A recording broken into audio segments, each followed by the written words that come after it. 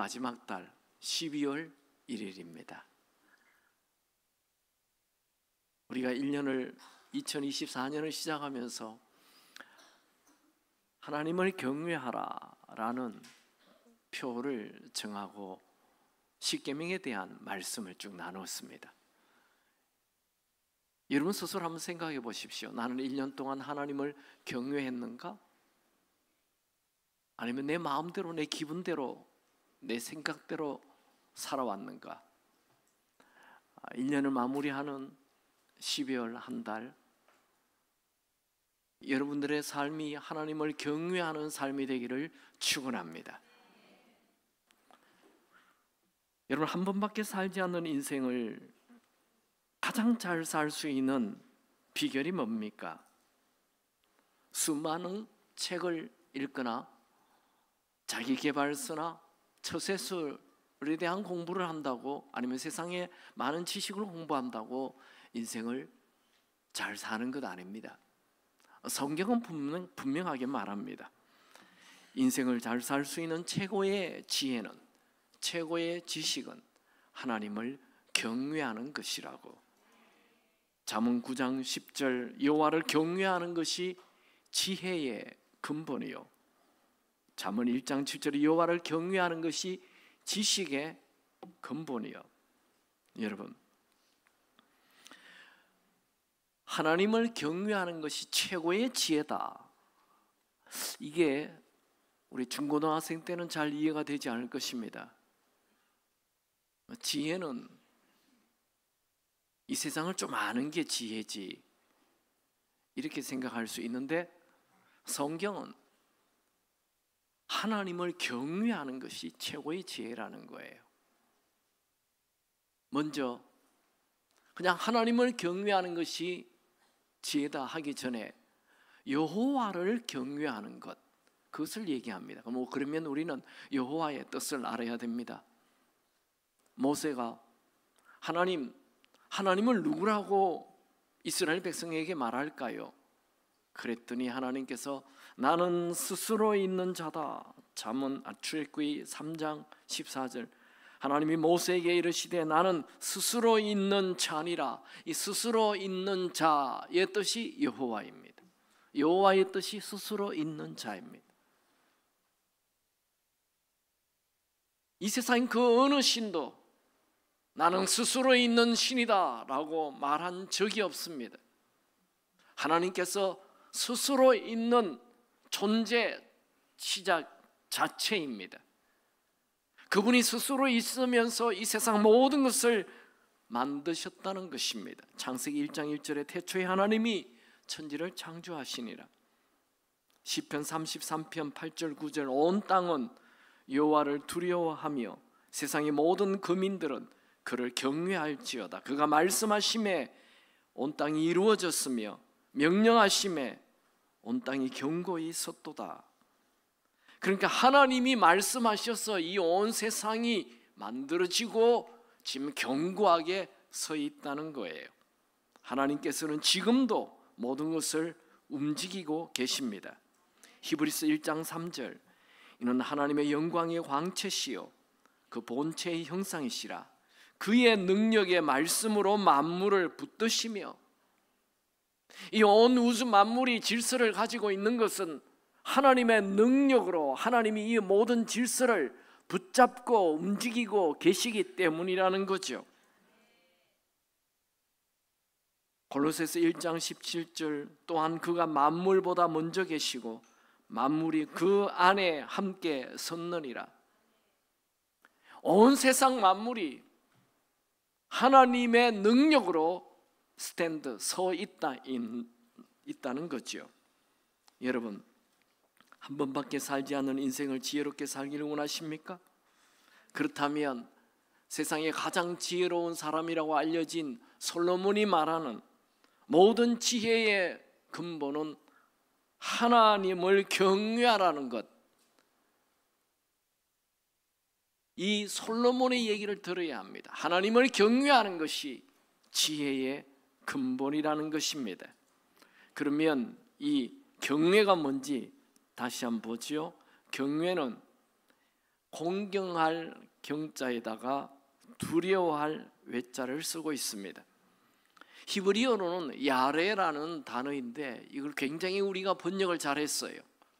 야레라는 말의 뜻이 공포의 두려움이 아니고 공경하는, 존경하는, 거룩한, 좋은 두려움을 말합니다. 여러분, 좀 쉽게 얘기하면 그냥 하나님을 무서워하는 거예요. 근데 좋은 무서움을 얘기합니다.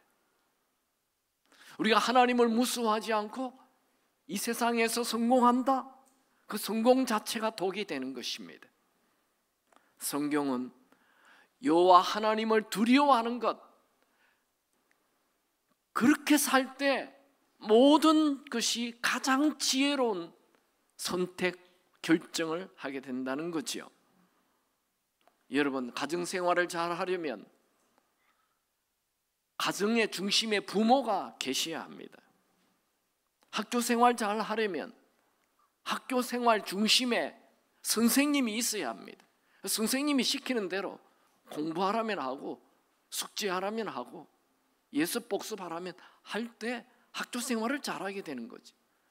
회사생활을 잘하려면 사장님이 중심에 있어야 돼요. 사장님이 하자는 대로, 사장님이 원하는 대로 회사 생활을 해야 가장 회사 생활을 잘 하게 되는 거죠. 교회를 다니는 사람들은 하나님께서 온 우주를 창조하신 창조주라는 거 압니다. 하지만 일상생활 속에서 하나님을 삶의 중심에 모시지 않고 하나님을 두려워하지 않습니다. 하나님을 삶의 중심에 모신다는 것은 하나님을 두려워하면서, 하나님을 의식하면서 하나님의 눈치 보며 살라는 거죠. 교회 오래 다닌 분들은 이 하나님이 우리를 사랑하신다는 말을 워낙 많이 들어가지고 하나님에 대한 두려움이 별로 없어요. 죄를 짓는데 아무런 두려움이 없습니다. 어떤 분들은 아예 하나님을 우습게 여깁니다. 이거 정말 위험한 것입니다. 현대는 하나님을 두려워하는 마음이 사라지고 신본주의에서 인본주의로 확 바뀌었어요. 그래서 인간 자체의 행복, 즉 자기 만족을 위해 살아갑니다. 그래서 성공 중독, 돈 중독, 쇼핑 중독, 게임 중독, 도박 중독, 알코올 중독, 음란 중독, 인터넷 중독, 엄청난 죄를 짓고 있지요. 특히 우리 젊은 세대들은 자기 만족이 신입니다. 자기를 사랑하는데 모든 걸 다 걸고 있어요. 자기 행복이 전부입니다. 이들은 삶의 목적이 자기 행복입니다. 내가 행복하면 됐지 뭐. 내가 행복하다는데, 부모들도 자녀가 행복하면 그래 네가 행복하니 네 멋대로 해라 이렇게 얘기합니다. 저는 분명히 말합니다. 자기 행복을 위해 사는 자의 결론은 지옥입니다. 이런 창세기의 죄의 시작이 뭡니까? 먹음직스럽고 보암직스럽고 탐스러운 것 내 마음대로 하겠다는 거죠. 그게 죄의 시작입니다. 신약에서 예수님이 얘기하는 죄는 뭡니까? 탕자의 비유. 아버지 집을 떠나서 아버지의 것을 내 마음대로 쓰겠다는 거지요. 그게 탕자의 죄입니다. 로마서에 얘기하는 죄가 뭡니까? 마음에 하나님 두기 싫어하는 거, 내 멋대로 살겠다는 거지요. 그게 죄입니다. 즉 내가 주인 되어 내 기분대로 내 행복을 위하여 마음대로 살겠다는 그게 죄라고요. 여러분, 온 우주는 나를 중심으로 돌고 있지 않습니다. 큰 착각입니다. 온 우주는 스스로 계시는 분 여호와 하나님 중심으로 돌고 있습니다. 내가 우주를 돌리고 있지 않습니다. 내가 우주의 중심이 아닙니다. 여러분, 나는 우주의 작은 티끌에 불과합니다. 온 우주의 중심은 하나님이십니다. 여러분이 만약에 하나님을 경외하는 이 마음을 버리고 산다면 마치 자동차가 엔진 없이 자동차가 있는 것과 같습니다. 여러분, 나를 기쁘게 하려고 하지 마십시오. 나를 기쁘게 하려고 하면 자칫 교만해지고 쾌락에 빠지고 죄에 빠지게 됩니다. 여러분, 여러분의 인생을 정말 잘 살기를 원하십니까? 몇 번밖에 아멘 안 하군요. 여러분 인생 정말 잘 살기를 원하십니까? 그렇다면 여러분의 삶의 중심에 하나님이 계시기 바랍니다. 하나님을 경외하시기 바랍니다. 다시 하나님을 두려워하시기 바랍니다. 다시 하나님의 눈치 보시기 바랍니다. 이스라엘 백성들은 하나님에게서 여호와를 경외하라는 말을 듣게 되지요. 신명기 10장 12절 우리 같이 한번 읽어볼까요? 다 같이 읽습니다. 이스라엘아, 내 하나님 여호와께서 너에게 요구하는 것이 무엇이냐? 곧 내 하나님 여호와를 경외하여 그의 모든 도를 행하고 그를 사랑하며 마음을 다하고 뜻을 다하여 내 하나님 여호와를 섬기고. 구약 성경 전체가 하나님을 경외하라, 즉 하나님을 두려워하라. 모든 책에 다 하나님을 두려워하라 나오고 있습니다. 신약의 예수님도 하나님을 두려워하라 말씀하지요. 누가복음 12장 4절 5절 내가 내 친구 너에게 말하노니 몸을 죽이고 그 후에는 능히 더 못하는 자를 두려워하지 말라. 마땅히 두려워할 자를 내가 너에게 보이리니 곧 죽인 후에 또한 지옥에 던져 넣는 권세 있는 그를 두려워하라. 내가 참으로 너에게 이르노니 그를 두려워하라. 우리를 지옥에 넣을 수 있는 분이 하나님이시죠. 하나님을 두려워하라는 거예요. 예수님의 말씀이십니다. 누가복음 12장 5절에 이 한 절에 마땅히 두려워할 자 그를 두려워하라, 참으로 그를 두려워하라. 이 두려워라는 말이 3번이나 나옵니다. 여러분, 우리 하나님은 자비의 하나님이시고 사랑의 하나님이십니다. 그러나 동시에 진노의 하나님이시고 질투의 하나님이시고 심판의 하나님이십니다. 특별히 죄에 대해서는 하나님은 단호하게 심판하십니다. 우리 하나님은 사랑의 하나님이시지만 동시에 죄를 심판하시는 무서운 분이십니다.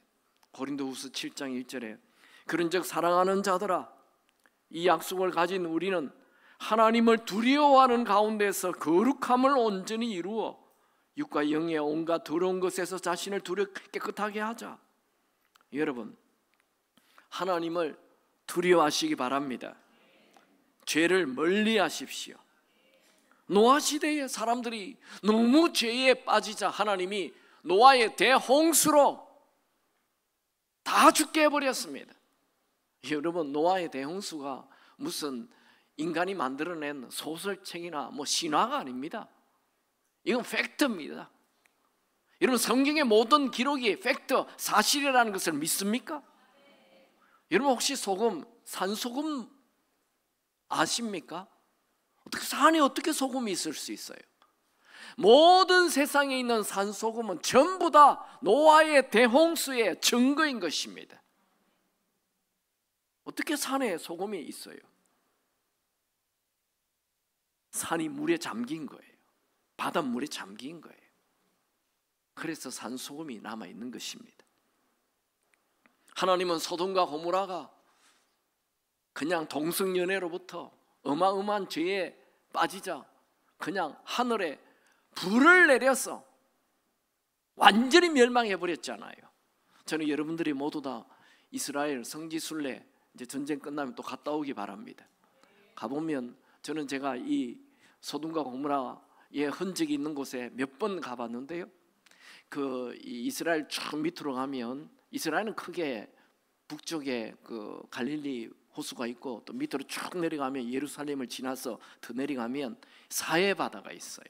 이 사해바다 제일 마지막 끝부분쯤에 이쪽에 이 소돔과 고모라의 현장이 그대로 다 있어요. 땅이 완전히 죄로 아예 그냥 사람이 밟으면 푸석푸석 부서지는 그런 땅으로 지금 남아 있어요. 그곳에는 희한하게도 이런 손톱만한 동글동글한 유황이 수만 개가 떨어져 있어요. 세상에 있는 이 세상 보통 땅에 있는 유황들은 그것을 이렇게 조사를 하면 한 40%밖에 농도가 되지 않는데 여기는 90%의 세상 어디에도 없는 유황이 수십만 개가 떨어져 있어요. 성경은 그냥 뭐 듣기 좋아라고 만들어 놓은 책이 아닙니다. 성경은 팩트예요. 지금도 요한계시록에 얘기된 대로 이 세상이 가고 있잖아요.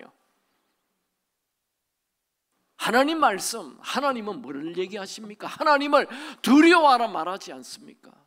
심판의 하나님입니다. 하나님은 죄는 심판하십니다. 이스라엘 백성들이 이 사울 왕, 다윗 왕, 솔로몬 왕, 어마어마한 하나님의 축복이 임하지요. 솔로몬이 너무너무 잘 사니까 타락하는 거예요. 인간은 항상 이 부자가 되면 타락하게 돼 있어요. 하나님께서 당장 그냥 솔로몬을 죽여버릴 수도 있는데 그 아버지 다윗이 하나님 앞에 바로 살았기 때문에 이 솔로몬을 바로 심판하지 않고 솔로몬의 아들 르호보암 때 이 나라를 두 쪽으로 쪼개버리죠. 10개 지파 북이스라엘과 남쪽 유다 지파 한 개로 이렇게 두 나라가 나누어지죠.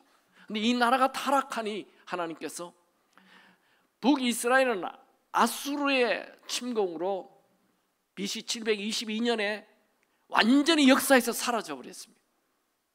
그리고 남쪽 유다 하나 남는데 이것 또한 바벨론의 침공으로 포로로 다 끌려가서 지금 남아있는 사람들이, 지금 이스라엘 사람들은 그 남쪽 유다 사람들만 남아있는 거예요. 하나님은 우리를 사랑하시지만 죄는 심판하시는 분이십니다. 그러므로 우리는 하나님을 경외해야 합니다. 여러분, 지금은 그 어느 때보다도 타락한 시대입니다. 거짓과 폭력과 술 취함과 음란과 더러움의 홍수 속에 살아가고 있습니다. TV, 드라마, 영화, 인터넷, 핸드폰 곳곳에 죄가 가득합니다. 시편 36편 1절, 악인의 죄가 그의 마음속으로 이르기를 그의 눈에는 하나님을 두려워하는 빛이 없다. 그러니까 이 현대인들, 이 악인들은 하나님을 두려워하는 마음이 없어요. 죄를 짓고도 뻔뻔해요. 하나님을 두려워하는 마음이 조금도 없다고 말하고 있습니다. 참 지혜는 하나님을 두려워하는 마음을 가지는 것입니다. 진짜 좋은 리더는 하나님을 두려워하는 마음이 있는 자입니다. 하나님을 두려워하면 죄 짓지 않습니다. 남 공격하지 않습니다. 살인하지 않습니다. 간음하지 않습니다. 도둑질하지 않습니다. 거짓말하지 않습니다. 교만하지 않습니다. 윗선 떨지 않습니다. 뒤에서 험담하지 않습니다. 남 속이지 않습니다. 하나님이 보고 계시는데, 이게 부부싸움 하는 분들 계십니까? 제가 그 집에 부부싸움 하는 데 앉아 있으면 안 싸우시겠죠? 아니, 목사님이 있는데, 야, 목사님 가고 나면 싸우자. 곤란 이 목사 하나 서 있어도 싸우지 않는데 하나님이 계시는데, 하나님이 보고 있다는 걸 알면, 하나님을 경외하면, 하나님을 두려워하면 싸우지 않는 거죠. 하나님을 경외하는 것이 무엇인지 성경에 나오는 예를 한번 봅시다. 첫 번째는 이 하나님을 경외하는 것은 하나님의 말을 듣고 하나님을 두려워하면서 온전히 순종하는 것, 그게 하나님을 경외하는 거예요. 성경에 하나님을 경외한다라는 단어가 처음 나오는 것은 창세기 22장에 나와요. 하나님께서 100세의 아들 낳은 이삭에게 아브라함이 그 아들 이삭을 바치라고 하죠. 아브라함 100세의 아들이 태어났어요. 얼마나 좋습니까? 이야, 보통 우리 30세의 아들, 딸 놓으니까 애들은 함부로 대하죠. 여러분들도 한 100세의 아들을 놓으면 그 아들이 너무너무 귀할 거예요. 얘가 쫄쫄 돌아다니면 얼마나 귀여운지 이름을 이삭이라고 지었어요. 이삭의 뜻은 웃음입니다. 그냥 웃음, 기쁨이 막 생겨요. 너무너무 기뻐요. 근데 이 아들을 바치라는 거예요. 차라리 날 죽이지, 그 아들 어떻게 바쳐요? 그런데 하나님이 두려워요. 바치라니까 바치는 거예요. 그게 하나님을 경외하는 거예요. 같이 볼까요? 창세기 22장 10절 12절. 손을 내밀어 칼을 잡고 그 아들을 잡으려 하니 여호와의 사자가 하늘로부터 그를 불러 이르시되 아브라함아 아브라함아 하시는지라. 아브라함이 이르되 내가 여기 있나이다 하매 사자가 이르되 그 아이에게 내 손을 대지 말라. 그에게 아무 일도 하지 말라. 네가 내 아들 내 독자까지 내게 아끼지 아니하였으니 내가 이제야 네가 하나님을 경외하는 줄을 아노라. 하나님을 경외한다는 것은 하나님 말씀에 즉각 순종하는 것. 하나님 말씀이 두려워요, 무서워요. 그래서 순종하는 거지. 현대인들은 하나님을 향한 경외가 없기 때문에 성경에 아무리 말해도 듣지 않는 거예요. 말씀이 우스워요. 하나님은 아브라함에게 수당을 준비해 두었죠. 13절에 보면 아브라함이 눈을 들어본즉 한 수당이 뒤에 있는데 뿔이 수풀에 걸려 있는지라 아브라함이 가서 그 수장을 가져다가 아들을 대신하여 번제로 드렸더라. 아브라함은 하나님께서 명령한 대로 순종했더니 다 하나님의 계획이 있는 걸 알게 돼. 하나님의 대안을 알게 된 거예요. 하나님께서 미리 이 예물을 수양을 준비한 것을 알게 되었어요. 그래서 하나님이 미리 준비했다 이 뜻이 여호와 이레죠. 그는 이렇게 말합니다. 아브라함이 그 땅 이름을 여호와 이레라 하였으므로 오늘날까지 사람들이 이르기를 여호와의 산에서 준비되리라 하더라. 여러분, 우리 하나님은 어떤 분입니까? 우리에게 뭘 시키시면 그 다음에 반드시 대안을 가지고 있는 분이십니다. 아멘입니까? 여러분이 말도 안 되는 것을 하라고 해도 순종하면 하나님은 그게 합당한 대안을 주십니다. 그래서 마틴 루터킹 목사님이 이런 말을 했죠. 믿음을 가지고 첫걸음을 움직여라. 계단 전체를 볼 필요가 없다. 그냥 첫걸음을 움직여라. 여러분, 인생 최고의 인생을 살기를 원하십니까? 그렇다면 하나님 말씀에 그냥 순종하시기 바랍니다. 그게 하나님을 경외하는 것입니다. 하나님의 말씀에 순종하는 자가 제일 지혜로운 자입니다. 두 번째, 하나님을 경외하는 것은 뭘까요? 구체적으로 죄를 짓지 않는 것이 하나님을 경외하는 것입니다. 이 성경의 두 번째 하나님을 경외하는 자로 나온 사람은 요셉입니다. 요셉은 17세에 애굽의 노예로 팔려가서 그 애굽의 시위대장 보디발 집에서 10년 정도 가정총무로 살아갑니다. 이제 나이 27 정도 되었어요. 그리고 다 인정을 받습니다. 그 과정에서 주인도 요셉을 인정했어요. 그래서 그는 이제 살만합니다. 그런데 자꾸만 그 보디발의 부인이 그에게 눈짓을 한다는 거예요. 그리고 동침하자고 유혹을 해요. 그 구절을 볼까요? 창세기 39장 7절 9절. 그 후에 그의 주인의 아내가 요셉에게 눈짓하다가 동침하기를 청하니 요셉이 거절하며 내가 어찌 이 큰 악을 행하여 하나님께 죄를 지으리까? 그가 죄를 짓지 않는 이유는 하나님의 눈치를 보기 때문입니다. 하나님을 경외하기 때문입니다. 요셉은 자기 입으로 얘기합니다. 나는 평생 하나님을 경외하며 살았다고. 그가 나중에 애굽의 총리가 되었는데 형들이 와서 그가 총리가 된 것을 보고 두려워하잖아요. 그때 요셉이 자기 입으로 이렇게 말합니다. 창세기 42장 18절. 사흘 만에 요셉이 그들에게 이르되 나는 하나님을 경외하노니 너희는 이같이 하여 생명을 보존하라. 요셉의 평생 좌우명이 하나님을 경외하는 것이었습니다. 그가 보디발의 집에서 보디발의 부인의 유혹에 넘어가지 않은 이유도 하나님을 경외했기 때문이죠. 여러분, 요셉은 27세 나이에 이 유혹을 받았을 때 야, 내가 지금 노예잖아. 주인의 얘기를 들어야지. 어쩔 수 없다. 이렇게 합리화하지 않습니다. 내가 지금 얼마나 외롭냐. 이것 다 하나님의 뜻인지 몰라. 이렇게 얘기하지 않습니다. 그는 단호하게 거절합니다. 이유는 하나님을 경외했기 때문이죠. 여러분, 요셉의 관심은 세상의 성공이나 인기 관리나 자기의 행복이나 순간의 쾌락이 아닙니다. 그는 평생 하나님을 경외하는 자로 살았습니다. 여러분, 죄는 우리의 미래를 망하게 합니다. 우리 중에 그 누구도 자기의 인생이 망하기를 원하는 자가 없어요. 도둑놈도 자기 인생을 망하게 하지 않습니다. 강도들도 내 이거 한탕해서 잘 먹고 잘 살아야지 생각하지, 내가 이 강도해서 내 인생 망할 거야 이렇게 생각하지 않아요. 모든 사람은 자기 인생이 망하게 되기는 원치 않습니다. 그런데 죄의 유혹에는 쉽게 빠집니다. 무슨 얘기입니까? 순간만 어떻게 모면하면 되겠지 이렇게 착각하는 거죠. 여러분, 인생 망하게 하지 않으려면 죄의 유혹을 단호하게 끊어야 되는 것입니다. 그게 최고의 지혜입니다. 여러분, 유혹은 요셉만 받는 것 아니에요. 성경에는 요셉이 잘생겼다고 되어 있어요. 여러분, 잘생긴 사람에게만 유혹이 있습니까?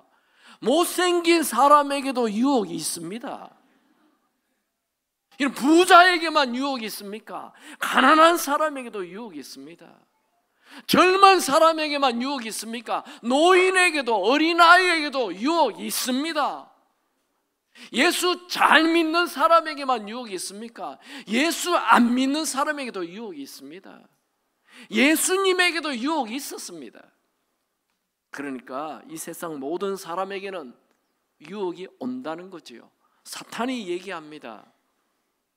야, 이 정도는 괜찮아. 아무도 모른다니까? 다들 그래.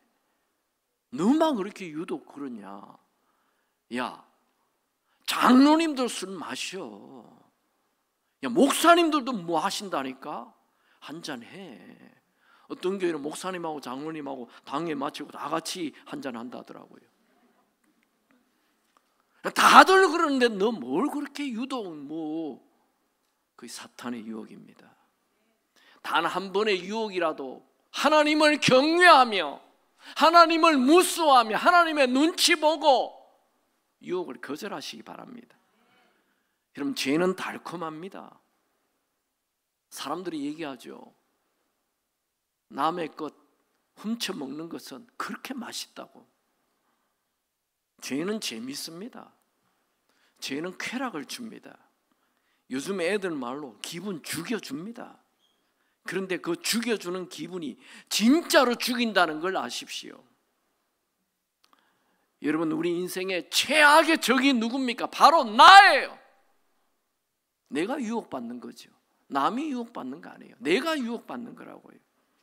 야고보서 1장 14절 15절 오직 각 사람이 시험 받는 것은 자기 욕심에 끌려 미혹됨이니 욕심이 잉태한 즉 죄를 낳고 죄가 장성한 즉 사망을 낳느니라. 야고보서에서는 죄는 잉태의 문제라고 얘기합니다.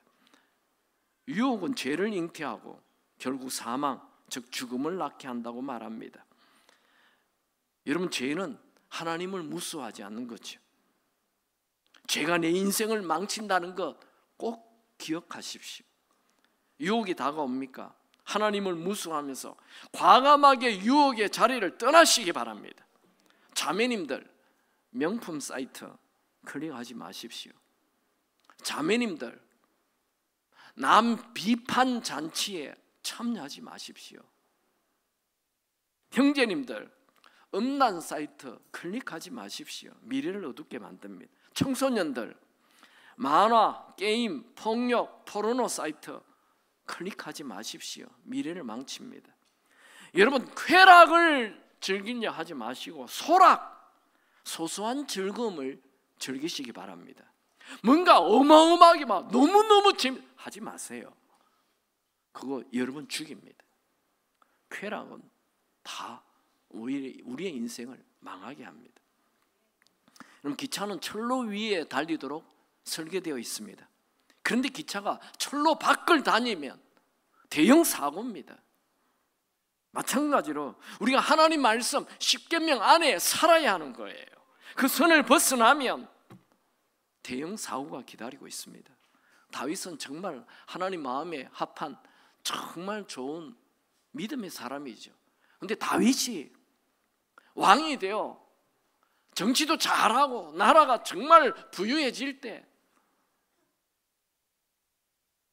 보디발의 부인 밧세바를 범하잖아요.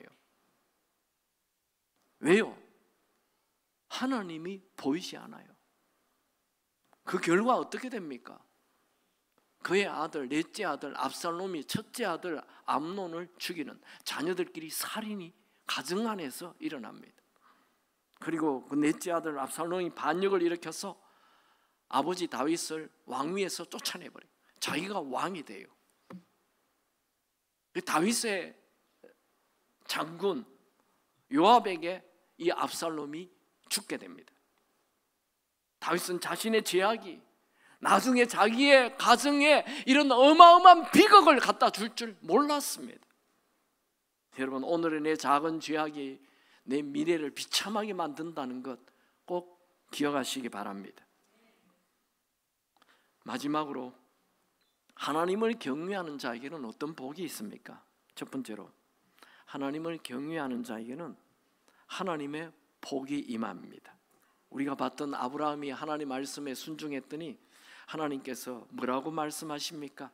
창세기 22장 16절 18절 이르시되 여호와께서 이르시기를 내가 너를 가리켜 맹세하노니 내가 이같이 행하여 내 아들 내 독자라도 아끼지 아니하였은즉 내가 너에게 큰 복을 주고 내 씨가 크게 번성하여 하늘의 별과 같고 바다의 모래 같게 하리니 내 씨가 그 대적의 성문을 차지하리라. 또 내 씨로 말미암아 천하 만민이 복을 받으리니 이는 네가 나의 말에 준행하였음이라. 여러분 모두에게는 하나님이 주신 비전이 있을 것입니다. 그 비전이 진짜 이루어지려면 하나님을 두려워하는 경외함으로 하나님 말씀에 순종할 때 진짜 그 비전이 이루어지는 복을 받게 될 것입니다. 하나님 말씀대로 살 때 큰 복이 임합니다. 비전이 비전으로 끝나지 않고 그 비전이 이루어진다는 거죠. 왜요? 내 말에 준행했기 때문에. 하나님 말씀에 준행한다는 것은 즉시 순종했기 때문에. 여러분, 하나님 말씀대로 100% 즉시 순종하시기 바랍니다. 부분적인 선택은 그건 순종이 아닙니다. 미루는 순종도 순종이 아닙니다. 즉시 100% 말씀대로 순종해야 되는 것입니다. 하나님은 하나님을 경외하는 자에게는 하나님의 어마어마한 은혜를 부어주십니다. 하나님에게는 태평양 바다보다도 넓은 은혜가 있습니다. 하나님을 경외하며 온전히 순종하는 자에게 이 하늘에 쌓인 복이 부어지는 거죠. 창세기 24장 1절에 보면 아브라함이 나이가 많아 늙었고 여호와께서 그에게 범사의 복을 주셨더라. 아브라함은 그날 이후 그의 삶의 모든 것이 다 축복이 되었습니다. 왜요? 하나님을 경외하였기 때문에 하나님이 다 복을 주시겠다는 거죠. 성경은 하나님을 두려워하는 자에게, 하나님을 경외하는 자에게 큰 복이 쌓여 있다라고 말합니다. 시편 31편 19절 주를 두려워하는 자를 위하여 쌓아두신 은혜 곧 주께 피하는 자를 위하여 인생 앞에 베푸신 은혜가 어찌 그리 큰지요. 여러분이 매일 하나님을 두려워하며 산다면 하늘에 여러분을 위하여 쌓아두신 은혜가 있습니다. 여러분, 사람 두려워하지 말고 하나님을 두려워하시길 축원합니다. 두 번째, 하나님을 경외하는 자에게는 어떤 축복이 있습니까? 이 요셉이 죄를 범하지 않고 하나님을 경외하여 그 유혹을 뿌리쳤잖아요. 그랬더니 어떻게 됐습니까? 큰 복을 받았습니까? 아니요, 곧바로 감옥에 들어갔습니다. 여러분들이 하나님을 경외했는데, 하나님을 두려워하여 죄를 거절했는데 감옥에 들어갑니까? 그건 더 큰 복이 기다리고 있는 거예요.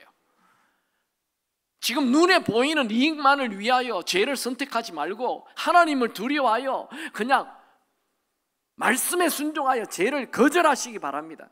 그래서 불리한 일을 당했습니까? 그래서 어려움이 왔습니까? 더 큰 축복이 기다리고 있습니다. 요셉은 감옥 안에 들어가서 하나님과 굉장히 가까워지죠. 감옥에 들어갔기 때문에 하나님과 더 가까워진 것입니다. 하나님 말씀에 순종해서 죄를 거절했기 때문에 하나님과 더 가까워진 거예요. 하나님과 가까워지면 어떤 일이 일어납니까? 시편 25편 14절 여호와의 친밀하심이 그를 경외하는 자들에게 있음이며 그의 언약을 그들에게 보이시리로다. 요셉이 죄를 거절하고 감옥에 들어가서 하나님과 더 가까워졌으니 하나님께서 요셉에게 모든 꿈을 해석할 수 있는 것을 주신 거예요. 하나님과 친밀해지는 자, 하나님을 경외하는 자는 하나님과 친밀하게 되어 있습니다. 그 사람에게는 하나님이 미래를 알게 하는 지혜를 주신다는 거죠. 왜 나에게는 하나님이 뭘 가르쳐 주지 않냐? 매일 죄를 선택하는데 하나님과 멀어져 있는데 하나님이 어떻게 뭘 가르쳐 주시겠습니까? 시편 25편 12절에 여호와를 경외하는 자 누구냐? 여호와를 경외하는 자 누구나 그가 택한 길을 그에게 가르치시리로다. 여러분은 죄를 선택하지 말고 하나님을 두려워하며 하나님을 경외하며 사시기 바랍니다. 그러면 하나님의 지혜가 임하게 될 것입니다. 최고의 지혜는 경외함에 있습니다. 요셉이 바로 왕의 꿈을 해석한 것도 하나님을 경외하였기 때문입니다. 여러분, 지혜로운 자는 내 생각대로, 내 기분대로, 내 원하는 대로 사는 게 아니고 하나님을 두려워하며 사는 거죠. 여러분 인생 정말 지혜롭게 살기를 원하십니까? 그렇다면 하나님을 두려워하십시오. 그것이 최고의 지혜입니다. 내가 A를 할까 B를 할까 이럴 때 하나님을 딱 의식하고 하나님의 눈치를 보고 결정하면 그게 최고의 지혜라고요. 우리는 가끔 차를 몰다 보면 상습 병목 현상을 일으키는 곳을 만나게 됩니다. 거기만 가면 차들이 그냥 엉켜 있어요. 나가는 길은 하나밖에 없는데 서로 나가겠다고 막 새치기를 하고 막 저기저기서 빵빵거리고 그래서 그 길을 피하게 돼 있어요. 근데 어느 날 그 길을 갔는데 길이 쫙 정리가 돼 있어요. 아무도 새치기를 안 해요. 이게 어떻게 된 일이에요? 가만 보니까 까만 라이방을 낀 교통순경 아저씨가 있는 거예요. 딱 정리가 돼요. 어떻게 이 길이 이렇게 정리가 됐습니까? 교통순경이 있으니 길이 정리가 된 거예요. 아무도 새치기를 안 해요. 여러분의 삶이 지금 뒤죽박죽 엉망입니까? 하나님의 눈치를 보시기 바랍니다. 하나님의 눈치를 보면 죄를 안 짓습니다. 내가 왜 이렇게 자꾸 죄에 빠지냐고요. 누가 묻습니다. 목사님, 나 또 이번 또 죄 지었습니다. 또 한잔 했습니다. 또 그냥 당겨버렸습니다. 또 눌렸다고. 나 이거 잘 안 고쳐집니다. 간단합니다. 하나님이 까만 안경 쓰고 딱 보고 있다는 것을 알면 돼요. 그런데 우리 하나님은 눈에 보이지 않기 때문에 그걸 믿지 않는 거죠. 하나님이 보고 있다는 걸 믿지 않는다고요. 그게 믿음의 문제입니다. 내가 지금 죄를 짓는 것은 믿음의 문제라고요. 하나님이 보여야 되는 거예요. 하나님은 안 보이는데 계십니다. 하나님 살아계세요. 산을 보아도 꽃을 보아도 나무를 보아도 곤충을 보아도 하나님이 살아계시고 지구를 보아도 하늘에 있는 태양을 보아도 하나님이 분명 살아계십니다. 그래서 그분 앞에 사십시오. 절대 죄를 범하지 않는 인생이 됩니다. 여러분 인생 복잡할 거 없어요. 하나님을 경외하면 됩니다. 그분을 두려워하면 인생의 질서가 딱 잡힙니다. 그분을 두려워하면 모든 것에 부족함이 없게 될 것입니다. 시편 34편 9절 너희 성도들아 여호와를 경외하라. 그를 경외하는 자에게는 부족함이 없도다. 아멘. 여러분 뭔가 뭘 어떻게 해야 할지 잘 모르겠습니까? 그때 하나님을 경외하면 됩니다. 하나님을 두려워하면 최고의 결정을 하게 됩니다. 말씀을 정리합시다. 아이패드를 한번 보여주시네요. 자, 오늘 말씀은 하나님을 경외하는 것이 지혜다. 최고의 지혜다. 경외가 뭡니까? 공포의 두려움이 아니라 좋은 두려움, 존경하는 두려움, 거룩한 두려움을 말합니다.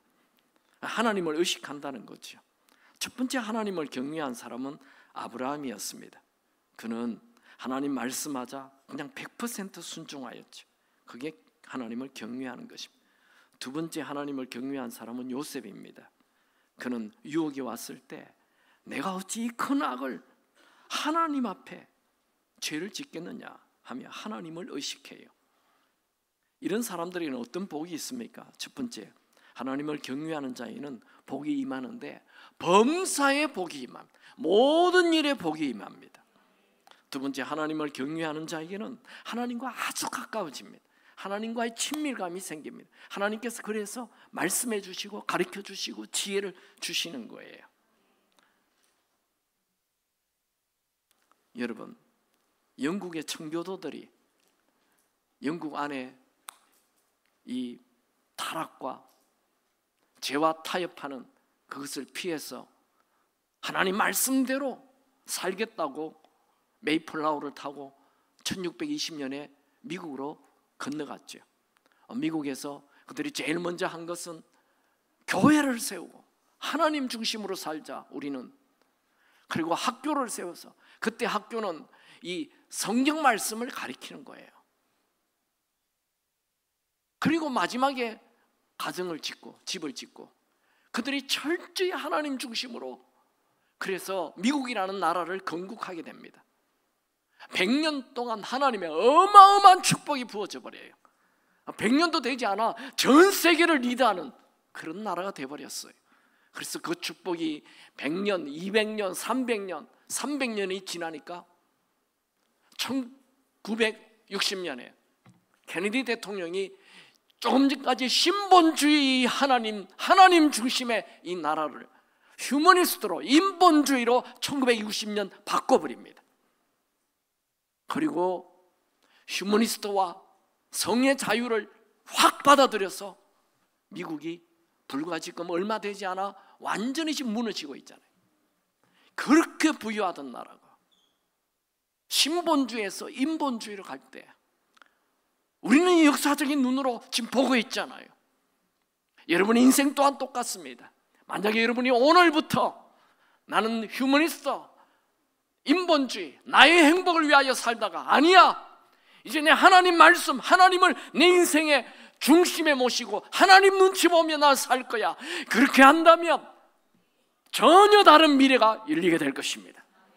저는 여러분들이 철저히 신본주의, 하나님 중심, 하나님을 경외하는 자, 신구약 성경에 여호와 하나님을 경외하라는 말씀이 170분 이상 나와요.